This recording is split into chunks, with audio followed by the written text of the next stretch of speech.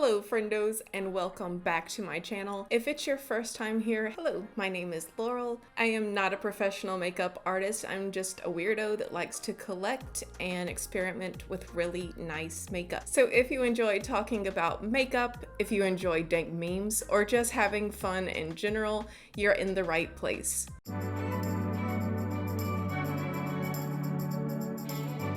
In today's video, I'm very excited because I just got in this package from Sephora.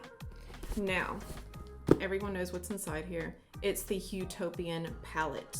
I had mentioned before in my rankings video of my Pat McGrath palettes that a lot of times Pat McGrath will send me out bad, like broken down packaging.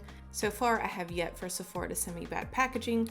The packaging on my Pat McGrath palettes are very important to me. They are a special part of the experience. I think when the packaging looks nice, it makes it feel so much more luxurious. I'm a little anxious to open this package right now because there's always a chance that it could be busted up. So let's give it a go.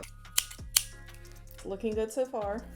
So this was one of the packages that I thought was the most intriguing out of all the Pat McGrath Mothership palette packages released so far. I really adore the artwork on it. So let's see, this is what she looks like inside. So this is fun. I ordered from patmcgrathlabs days before I actually ordered for Sephora. Michelle Wong posted an early access code where you could get on and get a percentage off the palette and get early access to the palette. So much for early access from Mother though, because my package is still not here. Soon on my channel, I will be reviewing the little stick that came with it. I don't really understand the stick, to be honest, because Mother's formula is already so brilliant that I feel like it's just unnecessary. Like those astral shades in the palette are phenomenal. They don't need a filter, they don't need any sort of jazzing up, so I don't get it unless it's to improve some of the other shades that aren't that molten metal sparkly formula. Before I get started, and in case it's your first time here, I just want to let you know, whenever I review these luxury beauty products, I review them with a very critical eye. And the reason why is they're so expensive. These palettes cost around $125. So I feel like if you are going to spend that much money on an eyeshadow palette, it needs to be absolute top quality next to perfection. So if you hear me criticize small little details that don't matter to you, they probably don't matter to me either in the long run. I just want to make mention of them because again, people spend a lot of money on these and they're quite the investment. I want people to be aware of the pros and cons of these palettes. So I'm contemplating doing a very colorful and creative look because I have yet to do that on my channel, and it's something I actually enjoy doing. I think creativity with makeup is one of the best therapies, especially for myself. It helps me to relax and flex is it the left side of your brain? I think it's the left side. But yeah, just to delve into another realm, if you will. And I've heard a lot of beauty YouTubers say that they really don't like to do colorful looks and then go outside in those looks. Like they wouldn't go to dinner in anything other than neutrals or mattes and that kind of thing. Let me tell you guys something. I am not that girl. And there's nothing wrong with being that girl, but I am that obnoxious friend that will go to dinner in sparkly, glittery eyeshadow that is colorful and beaming, glowing to the gods with no hesitation whatsoever. But without further ado, let's get into this palette right here. First things first, the P.Louise base.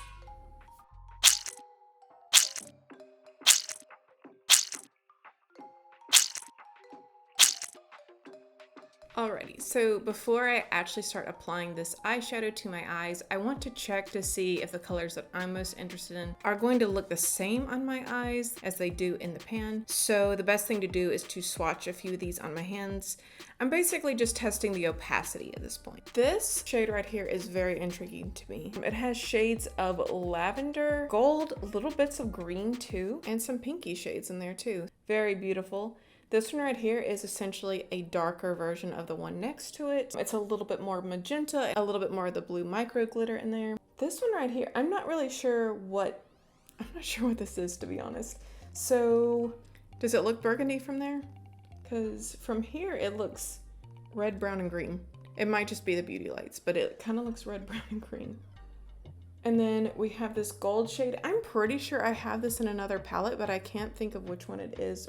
I'm not sure. I'll have to check on that. We have a bronzy pink, this peachy pink, which I live for, and a mauvey pink, and then a sparkly pink mauve, a brownish mauve, and then pretty sure this is in quite a few of her palettes. It's the champagne-y color. So I'm going to test these two right here on my hand. This one was the top lavender orchid. That is so pretty. Look at that reflect. All right, and this one was the more magenta shade right here. That didn't feel like it. This one's not picking up as well on my fingy. It looks like basically the same shade, but this one's a little bit more blue. All right, and then just so I can confirm what color this one right here actually is, because my sister is saying it looks, what did you say, crimson? Burgundy. Burgundy from over there. From where I'm sitting, that's not what it looks like. It's really all over the place. Okay, let's just swatch it on my hand. On my hand, this looks like a trio chrome now. So I see the burgundy, like you were saying. When it meets the corner of my eye, like in my periphery, it looks very green and gold. I might swatch the mattes just to satisfy your curiosity if you are so inclined. So this will be the matte peach. She's nice, pigmented, and definitely more buttery than any of the Pat McGrath mattes I've tried before. Interesting. All right, and then I'm just gonna do the little mauve shade right here. And I did have a little bit of glitter left over on my finger, obviously, but it swatched really nicely. This one doesn't feel quite as buttery as the peachy pink, but both of these mattes so far have felt more silky smooth and less dry than her other mattes. I typically don't have a problem blending out her mattes, but I will say they are on the dry side of formulas. So guys, that's it for swatches. I think it's time that we start the eye look. And guys, I really wish that Pat McGrath had her shade names right below the shades, but there really isn't very much space for it. So I'm just going to point at the shade so you'll know which one I'm dipping into. I'm going into this mauvey pink shade right here first, and I'm going in on my Sigma E65. Right away, this shadow is just blending itself out. This is very effortless.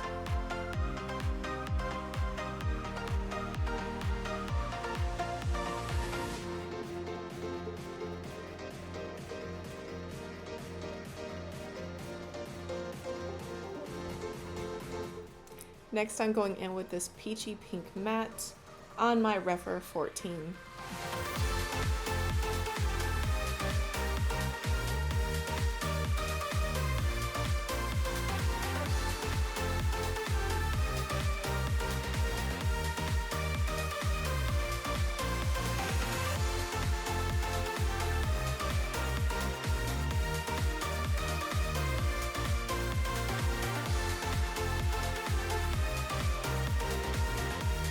Next on my Morphe M506, I'm going in with this brown matte shade right here.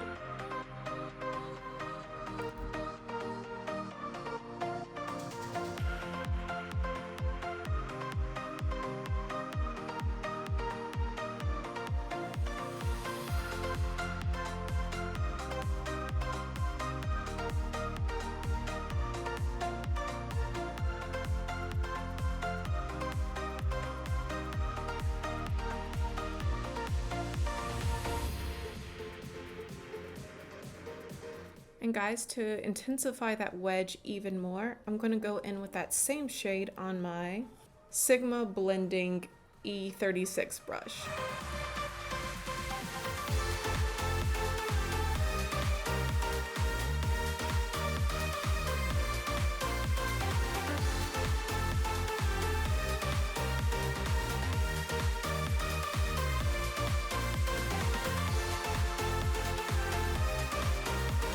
And guys, next on my Hourglass number 12, I'm going in with this shade right here. And that's going to go on the outer edge into the corner. I'll come back later and clean up the edges even more, but right now I just am looking to get the color down.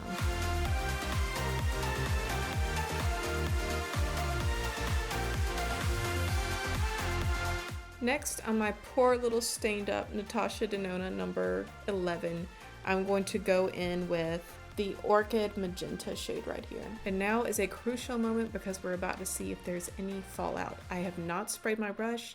This is just a dry brush going from the pan to my eye. Technically my eyelid, not my eyeball. There is some.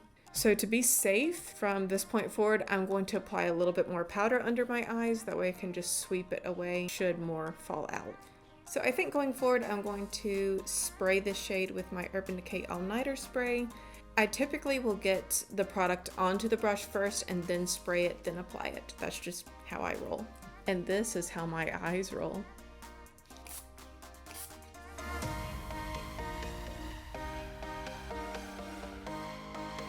I have to say this color looks far more intense now that I have sprayed it. And friendos, this is why I can't always trust swatching on my hands or swatches on the arm, because an application with using a brush, it can always be different, whether for the better or whether for the worst. On my Natasha Denona number 1, I'm going in with this very light pink lavender shade up in the top corner. I'm going to give it the same trial as I did the last shade and see if this one has the same amount of fallout.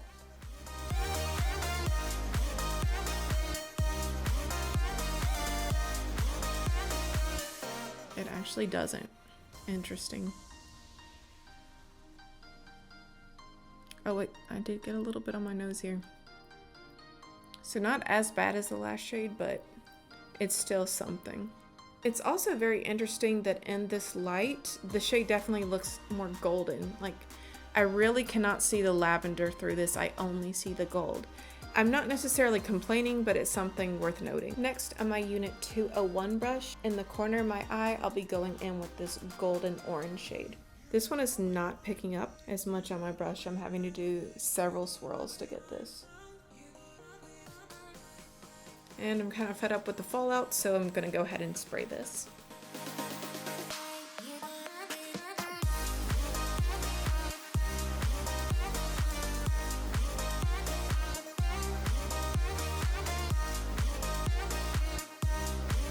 Alright guys, I'm gonna go ahead and do my other eye off camera. Alright, and I'll also be applying lashes and possibly liner off camera. So friendos, we are back with my almost finished look.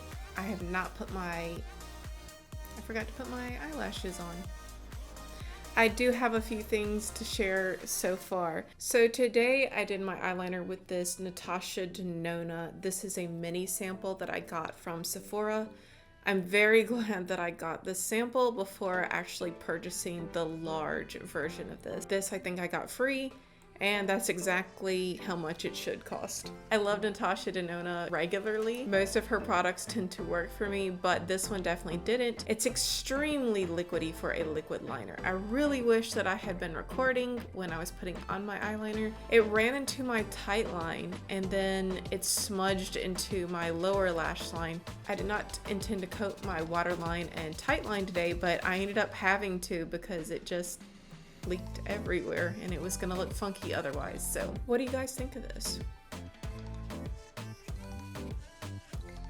Is she pretty? Is she worth $125 pretty? I'm going to finish off this look. I'm going to line my lips first with the P.Louise lip liner in Achievements. And I pondered far too long on what I should put on my lips before deciding on going with my favorite lipstick of all time. This is the Magic Bullet by Jeffree Star Cosmetics in the shade Naked Body. Now, this is not my favorite lipstick because of formulation. Not that the formulation is bad, the formulation is great. Do I think that there are formulations that are every bit as nice? Yes, I do. But this shade right here in particular goes with everything. Next, I thought I would try dipping into this peachy pink shade right here with my NYX 03 brush just to create a little bit more color in my cheeks. I think I'll use this for a blush shade today. Friendos, I am back. I've got my false lashes on and I'm ready to give my final thoughts on this beautiful Huetopian palette. So I want to address the price tag on this. So this was $125. Was it worth it? This palette has, without a doubt, one of, if not the most beautiful color stories of all the Mothership palettes that I've tried so far. And Mother has definitely stepped up her matte game. Not that it really needed stepping up, but she did take it to the next level. These do feel closer to a Natasha Denona or a Sydney Grace matte eyeshadow formula, which are my favorites. So the purpley blue shade, or I think I called it magenta with the blue reflex in it, is gorgeous. However, I was slightly disappointed with the formulation on this one. It's just not as good as some of the astral shades in her other palettes. I would even say that it was great, but it was not phenomenal. It was not $125 astral beautiful Pat McGrath normal quality. And I know this opinion will probably be an unpopular one, but I will say that I do have shades in other palette that aren't these exact shades, but as far as formulation goes, they match this formulation. I've also never experienced so much fallout in a Pat McGrath Mothership palette. The only one that comes close to it is the Bronze Seduction palette. I'm gonna grab that for you guys so you can kind of see what I'm talking about. Guys, I'm not joking when I tell you that I dig into my Pat palettes quite a bit. So here is a regular one. You can see a little bit of fallout outside the pan, but it's not that much.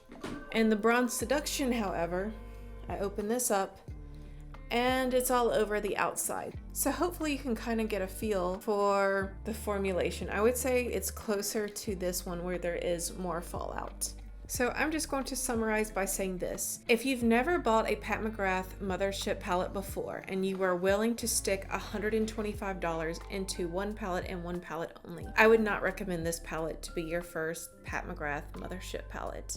However, if you have the entire collection, if you feel that you are fully aware and you are willing to combat the fallout, then I would say sure, go ahead. This one is very, very pretty. Like I said, it's one of the most beautiful color stories I believe that she's done. This will actually go with a lot of what's in my personal wardrobe, and it's to my taste. So for me, it's definitely worth it. I'm glad to have this in my collection. And friendos, I am sorry to say that alas, this video has come to its conclusion. So for those of you who have already liked and subscribed, thank you so much. I really appreciate you spending your time with me and us hanging out and having fun together, experimenting in makeup. But for those of you who have not yet to subscribe, I'm sorry that our time must end unless you do something right now. Otherwise, this could be the end and we will both have to go on with our lives, never knowing what could have been. So to everyone, thank you so much for watching today. All right, guys, bye.